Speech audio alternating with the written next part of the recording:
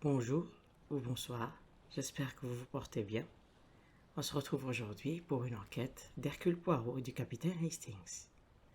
L'histoire s'intitule L'affaire du bal de la victoire. C'est par un hasard que mon ami Hercule Poirot, ancien chef de la police belge, se trouva mêlé à l'affaire Styles. Le brio avec lequel il l'éclaircit assit sa renommée, et il décida de se consacrer dès lors à l'investigation d'affaires criminelles.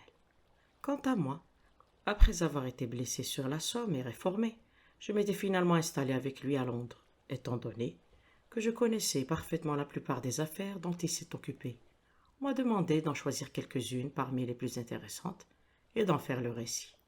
Je me dois donc, à mon avis, de commencer par cette étrange énigme qui suscita tant l'intérêt à l'époque.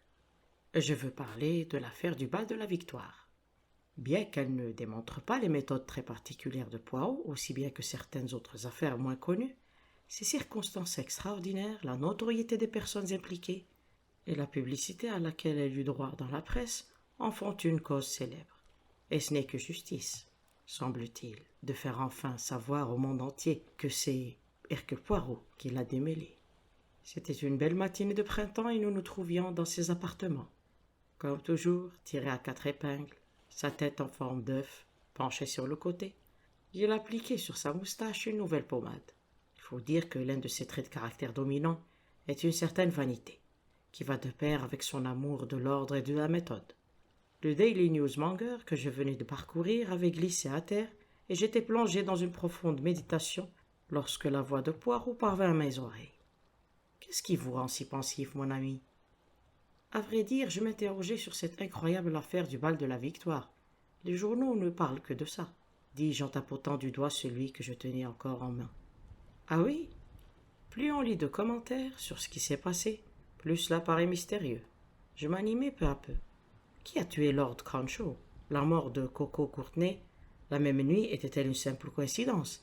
Était-ce un accident? Ou a-t-elle pris délibérément une dose massive de coco? Je me tue un instant avant d'ajouter d'un ton théâtral. Voilà les questions que je me pose. Poirot ne réagit même pas, ce qui m'agaça quelque peu. Tout en se contemplant dans la glace, il se contenta de murmurer. Décidément, cette nouvelle pommade fait des merveilles pour mes moustaches. Surprenant alors mon regard, il se hâta d'ajouter. Vraiment? Et avez-vous trouvé des réponses à vos questions? Avant que je n'ai pu répondre quoi que ce soit, la porte s'ouvrit et notre logeuse annonça l'inspecteur Japp. L'inspecteur de Scotland Yard était un vieil ami et nous l'accueillîmes avec chaleur. Ah, mon cher Japp, s'exclama Poirot, quel banc vous emmène? Ma foi, Poirot, répondit Japp en s'asseyant et en me saluant d'un petit signe de tête, je suis chargé d'une affaire qui est, à mon avis, tout à fait dans vos cordes. Et je suis venu vous demander si cela vous intéresserait de participer à l'enquête. Poirot avait une bonne opinion des compétences de Japp, bien qu'il déplorât son manque de méthode. Pour ma part, j'estimais que le plus grand talent de Japp était son art subtil de demander une faveur, tout en ayant l'air de l'accorder. Il s'agit de l'affaire du bal de la Victoire, précisa-t-il, d'un ton persuasif. Allons, je suis bien sûr que vous aimeriez vous en occuper. Poirot se tourna vers moi avec un sourire. Cela plaira en tout cas à Hastings. Il était justement en train de disserter sur ce sujet, n'est-ce pas, mon ami? Eh bien, me dit Japp d'un air condescendant, vous en serez vous aussi. Croyez-moi, il y a de quoi être fier de connaître les dessous d'une affaire comme celle-là. Bon, venons-en en fait. Vous savez sans aucun doute ce qui s'est passé, Poirot.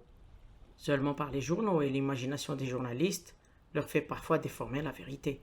Racontez-moi plutôt toute l'histoire vous-même. Japp croisa les jambes pour s'installer plus confortablement. Puis il commença son récit. Comme tout le monde le sait, mardi dernier a eu le grand bal de la Victoire. De nos jours, la moindre sauterie a droit à cette appellation. Mais celui-là, c'était le vrai, organisé au Colossus Hall et réunissant le tout Londres, y compris Lord Cronshaw et ses amis.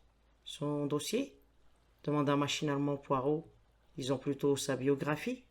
Le vicomte Cronshaw était le 5e du titre. Il avait 25 ans, était riche, célibataire et adorait le monde du spectacle. Le bruit courait qu'il était fiancé avec Miss Courtenay, une jeune comédienne du théâtre, Albany surnommée Coco, par ses amis, et absolument fascinante, au dire de tout le monde. Bien, continuez. Le petit groupe de Lord Cronshaw se composait de 6 personnes. Lui-même, son oncle, l'honorable Eustache Beltane, une jolie veuve américaine, Madame Malaby, un jeune acteur, Chris Davidson, son épouse, et enfin, Miss Coco Courtney. C'était un bal masqué, comme vous le savez, et Cruncho et ses amis incarnaient des personnages de l'ancienne comédie italienne. J'ignore au juste ce que c'est. La commedia dell'arte, murmura Poirot. Quoi qu'il en soit, les costumes ont été copiés sur une série de figurines en porcelaine faisant partie de la collection d'Eustache Beltane. Lord Cruncho incarnait Harlequin, M. Beltane Polichinelle, Madame Malaby son pendant Pulcinella, les Davidson Pierrot et Pierrette, et Miss Courtney bien sûr Colombine. Dès le début de la soirée, manifestement quelque chose n'allait pas. Lord Cruncho était d'humeur maussade et avait un comportement étrange. Lorsque le petit groupe s'est retrouvé pour le souper, dans une petite salle privée réservée par Lord Cruncho, tous ont remarqué que Miss Courtney et lui ne s'adressaient plus la parole. De toute évidence, la jeune femme avait pleuré et elle semblait à deux doigts de la crise de nerfs. Le repas s'est déroulé dans une atmosphère plutôt gênée. Et le moment venu de quitter la salle à manger, Miss Courtney a demandé à haute voix à Chris Davidson de la raccompagner chez elle, disant qu'elle en avait assez de ce bal. Le jeune acteur s'est tourné d'un air hésitant vers Lord Cruncho et les a finalement retenus tous les deux dans la pièce.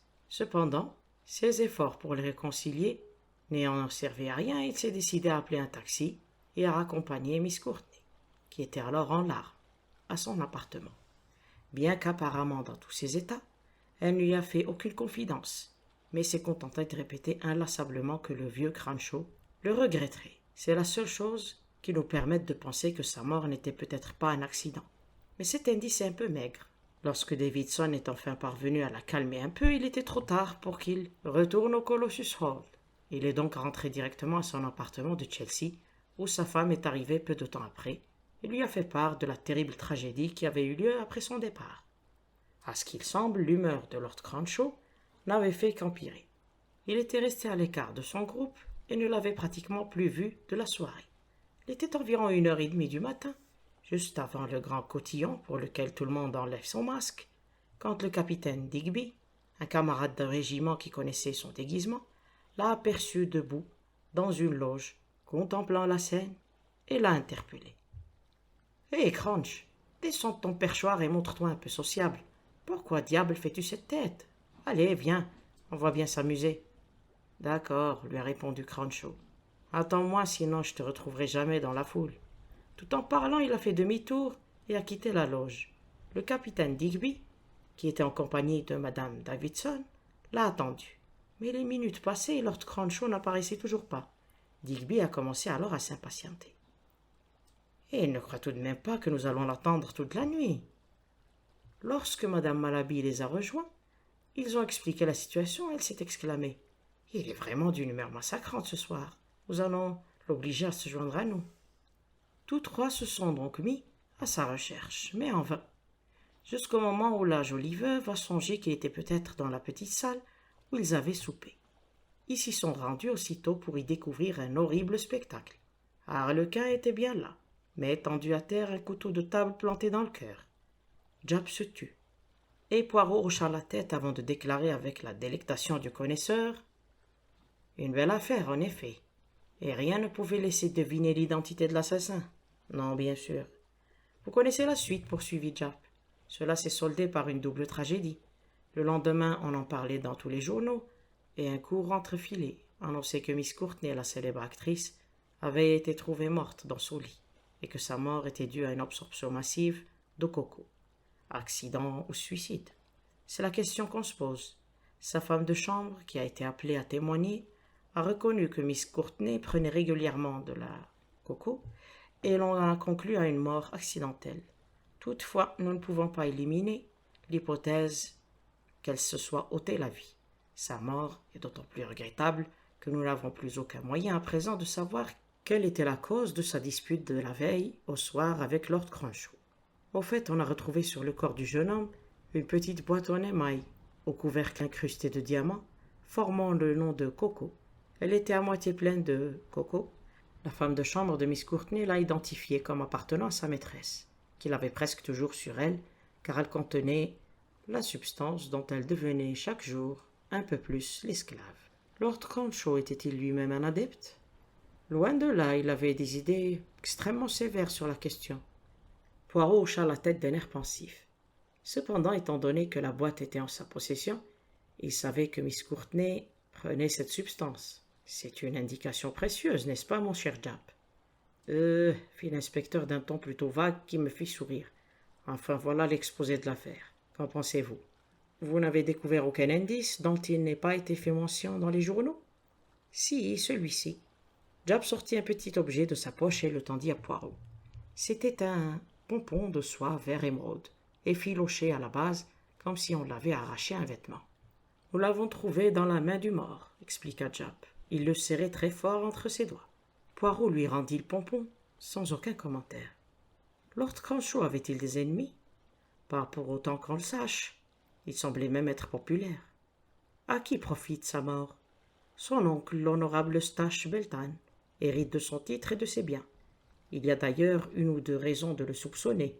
Plusieurs personnes ont déclaré avoir entendu une violente altercation dans la petite salle à manger et avoir reconnu la voix d'Eustache Beltane.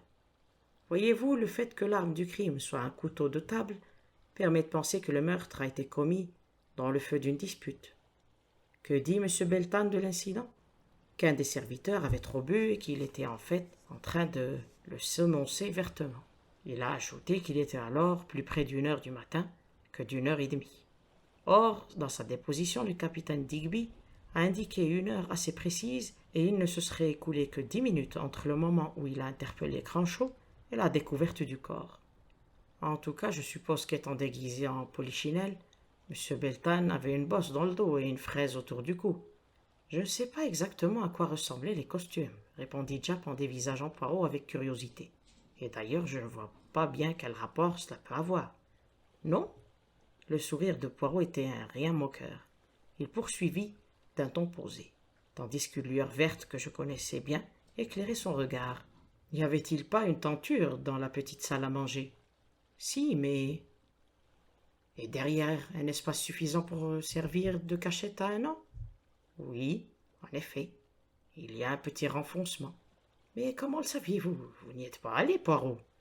Non, mon bon Japp, cette tenture, je l'ai simplement imaginée. Car sans elle, ce meurtre n'est pas concevable.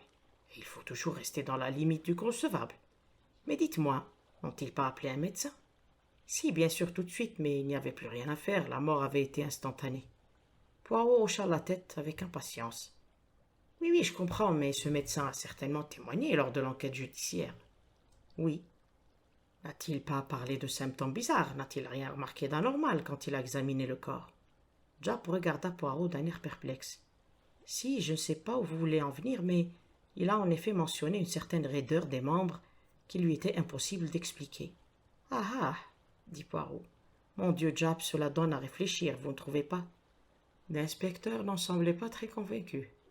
Si vous pensez à du poison, qui diable aurait l'idée d'empoisonner d'abord quelqu'un avant de lui planter un couteau dans le ventre? J'avoue que ce serait un peu ridicule, admit Poirot d'un ton placide. Bon, y a-t-il quoi que ce soit que vous voudriez voir? Peut-être aimeriez-vous jeter un coup d'œil dans la pièce où on a trouvé le corps? Inutile, répondit Poirot avec un geste de refus. Vous m'avez donné la seule indication qui m'intéresse. L'opinion qu'avait Lord Cronshaw sur la coco. Il n'y a donc rien que vous souhaitiez voir? Si, une chose. Laquelle?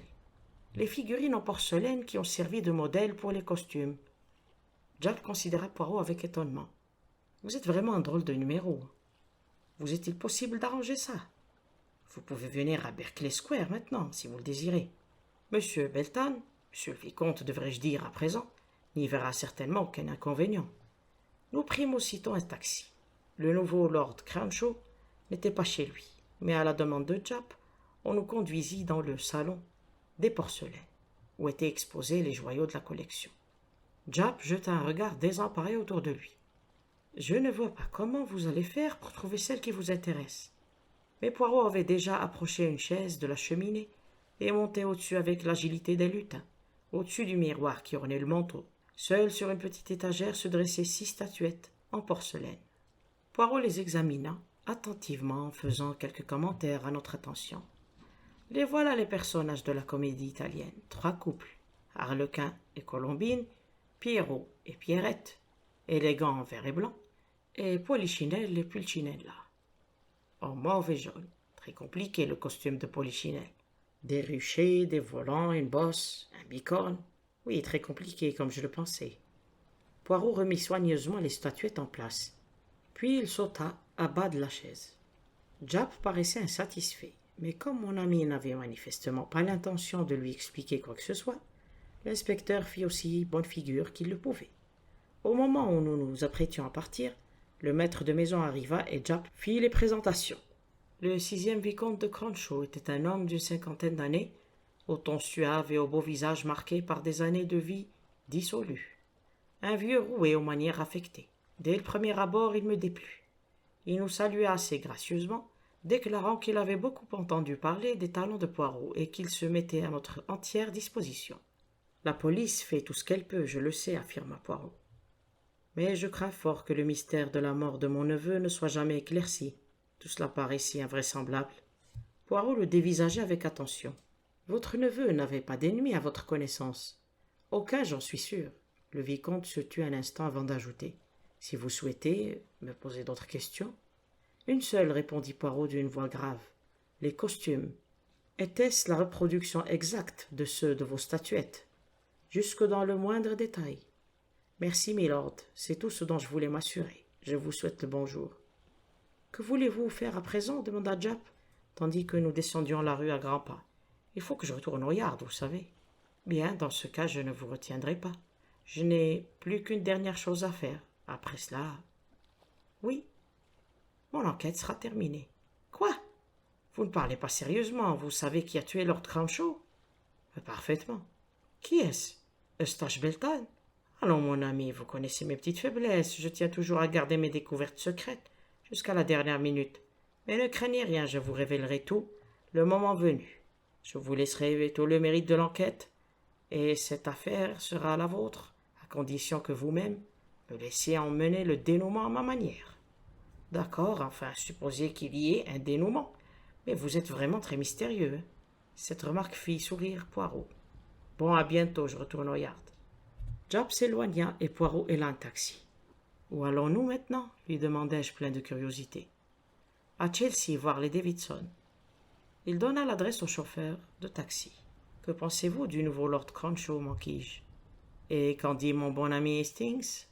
Je me méfie de lui d'instinct. Vous pensez que c'est le méchant oncle des livres d'histoire, c'est ça?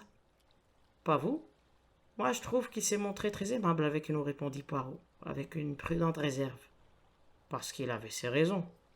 Poirot me jeta un coup d'œil, secoua la tête avec tristesse et murmura quelque chose qui ressemblait à « aucune méthode ». Les Davidson vivaient au 3e étage d'un hôtel particulier, divisé en appartements. M. Davidson était sorti, nous dit-on, mais Mme Davidson était là.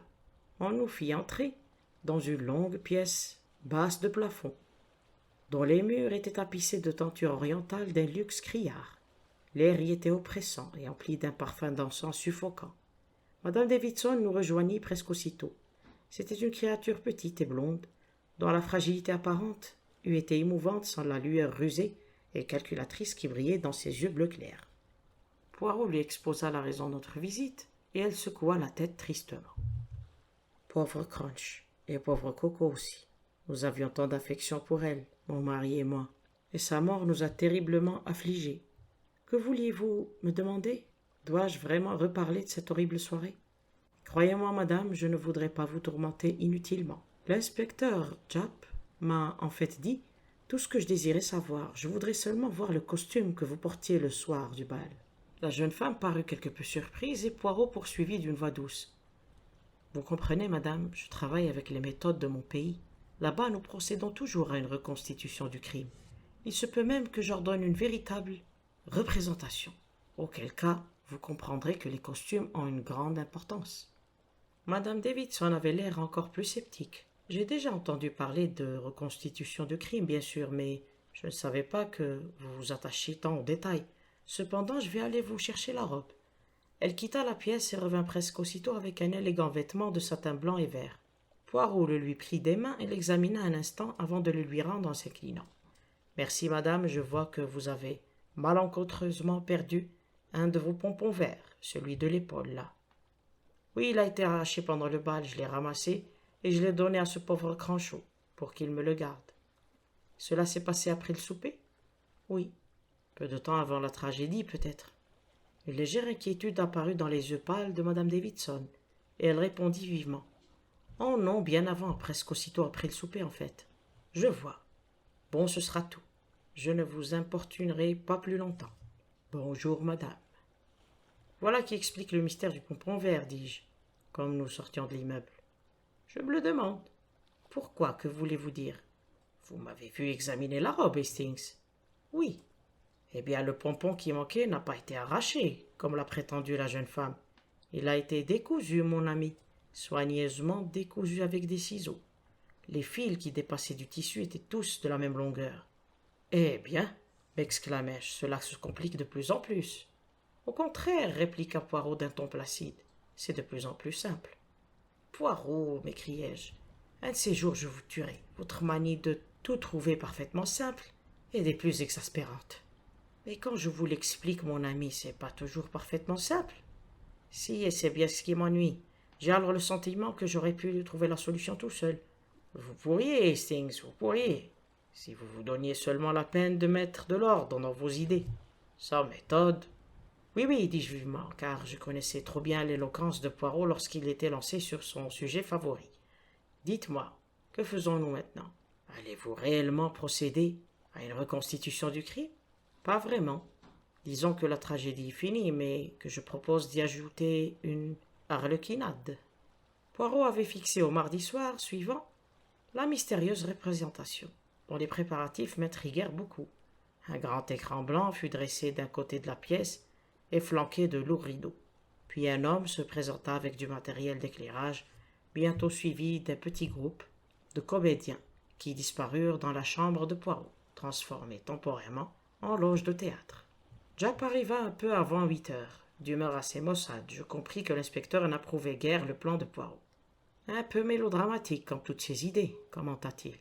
Mais cela ne peut pas faire de mal. Il est même possible, comme il le dit, que cela nous simplifie la tâche. Il a fait preuve d'une grande perspicacité dans cette affaire. J'étais sur la même piste, bien sûr. Je sentis instinctivement que Japp bluffait. Mais enfin, je lui ai promis de le laisser agir à sa guise. Ah, voilà le public. Le vicomte arriva le premier, en compagnie de madame Malaby, que je n'avais pas encore vue. C'était une jolie femme brune, elle paraissait assez nerveuse. Les Davidson suivirent. C'était aussi la première fois que je voyais Chris Davidson. Il était beau garçon, grand, brun, et avait la grâce et l'aisance d'un acteur confirmé. Poirot avait installé des sièges face à l'écran, qui était éclairé par les puissants projecteurs. Lorsque nous fûmes tous assis, il éteignit les autres lumières de façon à ce que le reste de la pièce fût plongé dans l'obscurité. Puis sa voix s'éleva dans la pénombre. « Mesdames, messieurs, un mot d'explication. 6 personnages que vous connaissez bien vont défiler tour à tour devant vous. Pierrot, Pierrette, Polichinelle, le bouffon, l'élégante Pulcinella, la gracieuse Colombine et Harlequin, l'esprit invisible pour l'homme. » Sur ces mots d'introduction, le spectacle commença. L'un après l'autre, chacun des personnages énumérés par Poirot bondit devant l'écran. Il resta un instant immobile, puis disparut. Lorsque la lumière revint, il eut un soupir de soulagement général. Pendant la représentation, les spectateurs étaient restés immobiles, tendus, dans l'attente d'on ne sait quel coup de théâtre. Pour ma part, je constatai que tout cela avait été inutile. Si l'assassin se trouvait parmi nous et si Poirot espérait qu'il s'effondrerait à la simple vue d'un personnage familier, son stratagème avait singulièrement échoué, comme je m'y attendais d'ailleurs. Cependant, mon ami n'avait pas du tout l'air déçu. Il s'avança rayonnant. « Maintenant, mesdames et messieurs, veuillez avoir l'amabilité de me dire chacun à votre tour ce que nous venons de voir. Voulez-vous commencer, milord ?» Le vicomte paraissait intrigué. « Je crains de n'avoir pas bien compris. Dites-moi simplement ce que nous venons de voir. » Eh bien, je dirais que nous avons vu défiler devant l'écran 6 personnages costumés, comme les personnages de la comédie italienne, ou comme nous l'autre soir. Laissons de côté l'autre soir, milord, intervint Poirot. La première partie de votre réponse est exactement celle que j'attendais. Madame, êtes-vous du même avis que Lord Crunchow? Tout en parlant, Poirot s'était tourné vers madame Malaby. Oui, bien sûr. Vous reconnaissez avoir vu 6 personnages incarnant des personnages de la comédie italienne? Oui, absolument. Vous aussi, monsieur Davidson? Oui. Madame? Oui.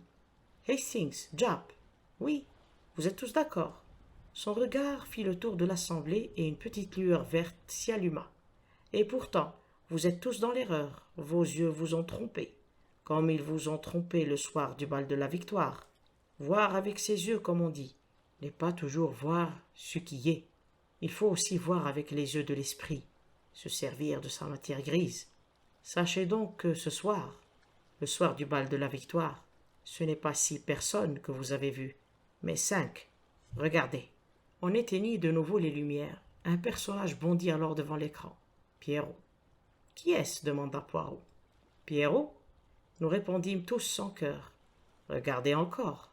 D'un mouvement rapide, l'acteur se débarrassa de son costume vague de Pierrot, et là, sous les feux des projecteurs, apparut Harlequin, dans son habit bariolé.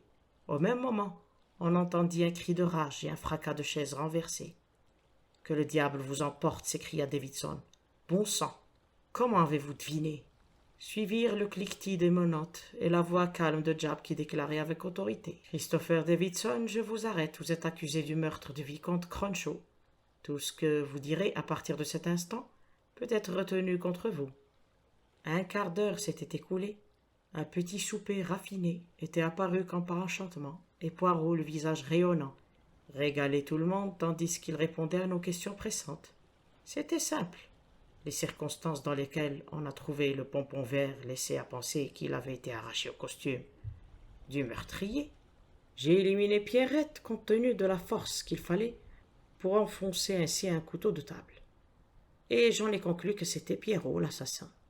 Mais Pierrot avait quitté le bal près de 2 heures avant que le meurtre ne soit commis. Donc, ou bien il était revenu un peu plus tard pour tuer Lord Cronshaw, ou bien il l'avait tué avant de partir. Était-ce impossible? Qui avait vu Lord Cronshaw après le souper? Seulement Madame Davidson. Mais je la soupçonnais d'avoir menti pour expliquer la disparition d'un des pompons de sa robe. En fait, elle l'avait elle-même décousu pour remplacer celui qu'avait perdu son mari. Donc, l'Harlequin qu'on a aperçu dans une loge à 1h30 ne pouvait être Lord Cronshaw. Pendant un moment, au tout début, j'ai pensé que le coupable était peut-être M. Beltane. Mais avec son costume compliqué, il lui était tout à fait impossible de jouer en même temps les rôles de Polichinelle et d'Harlequin. Par contre, pour Davidson, qui avait à peu près la même stature que la victime et qui, en outre, est un acteur professionnel, c'était l'enfance de l'art. Cependant, une chose m'ennuyait. Un médecin ne pouvait pas manquer de noter la différence entre un homme mort depuis 2 heures et un homme mort depuis 10 minutes. En fait, le médecin l'a bel et bien noté. Mais quand on l'a conduit auprès du corps, on ne lui a pas demandé depuis combien de temps cet homme est-il mort. On l'a informé que le vicomte avait été vu encore en vie 10 minutes plus tôt. Lors de l'enquête judiciaire, il a donc simplement mentionné une raideur anormale des membres, qu'il était tout à fait incapable d'expliquer. Tout cela confirmait donc mon hypothèse. Davidson a tué Lord Cronshaw tout de suite après le souper. Quand vous vous en souvenez, il l'a retenu dans la salle à manger. Ensuite, il est parti avec Miss Courtenay qu'il a laissée à la porte de son appartement, au lieu d'entrer avec elle et d'essayer de la calmer comme il l'a prétendu. Après quoi, il est revenu en toute hâte au Colossus, mais en tenue d'Harlequin, et non de Pierrot.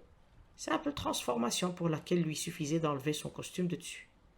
L'oncle de la victime se pencha, l'air perplexe. Mais si c'est bien ce qui s'est passé, il a dû venir au bal avec l'intention de tuer mon neveu. Quelle raison pouvait-il avoir? Le mobile. C'est cela que je cherche à comprendre. Ah, nous en arrivons donc à la seconde tragédie, la mort de Miss Courtenay.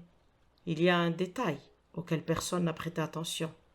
La mort de Miss Courtenay est due à l'absorption d'une dose massive de coco, mais sa réserve de coco se trouvait dans la boîte en émail qu'on a découvert dans le corps de Lord Cronshaw. Où s'était-elle donc procuré la dose qui a causé sa mort? Une seule personne pouvait le lui avoir fourni, Davidson, et cela explique tout. Entre autres, son amitié avec les Davidson et le fait qu'elle ait demandé à Davidson de la raccompagner. Lord Cronshaw, qui était un farouche adversaire de la toxicomanie, avait découvert qu'elle prenait de la coco et soupçonnait Davidson de la lui procurer. Ce dernier s'en est sans nul doute défendu, mais Lord Crunchot était bien décidé à faire avouer la vérité à Miss Courtenay lors du bal. Il pouvait pardonner sa faiblesse à la jeune femme, mais il serait sans pitié pour l'homme qui lui fournissait la coco et en tirer les bénéfices substantiels.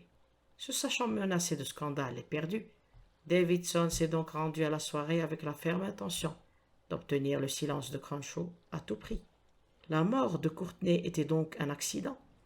Je pense que c'était un accident savamment manigancé par Davidson. La jeune femme était furieuse contre Crunchot tout d'abord à cause des reproches qu'il avait dû lui faire et ensuite parce qu'il lui avait pris sa coco. Davidson l'a alors réapprovisionné et lui a probablement suggéré d'augmenter la dose pour défier le vieux Crunch. Une dernière précision, demandai-je. La tenture et le renfoncement dans le mur. Comment avez-vous deviné? Ça, mon ami, c'était le plus enfantin. Après le souper, les serveurs n'ont cessé d'aller et venir dans la petite salle. De toute évidence, le corps ne pouvait donc pas se trouver déjà là où on l'a découvert. Il devait par conséquent y avoir dans la pièce un endroit où le cacher. J'en ai déduit qu'il s'agissait vraisemblablement d'un renfoncement dissimulé par une tenture. Davidson y a traîné le corps et un peu plus tard, après avoir attiré l'attention sur lui dans la loge, il est venu le ressortir de sa cachette. Ensuite, il a définitivement quitté le Colossus Hall. Son plan était combiné d'une façon magistrale. Oui, c'est vraiment un garçon astucieux, déclara Poirot en conclusion. Cependant, dans ses yeux verts, je lus nettement cette pensée non formulée. Mais pas autant qu'Hercule Poirot. Fin.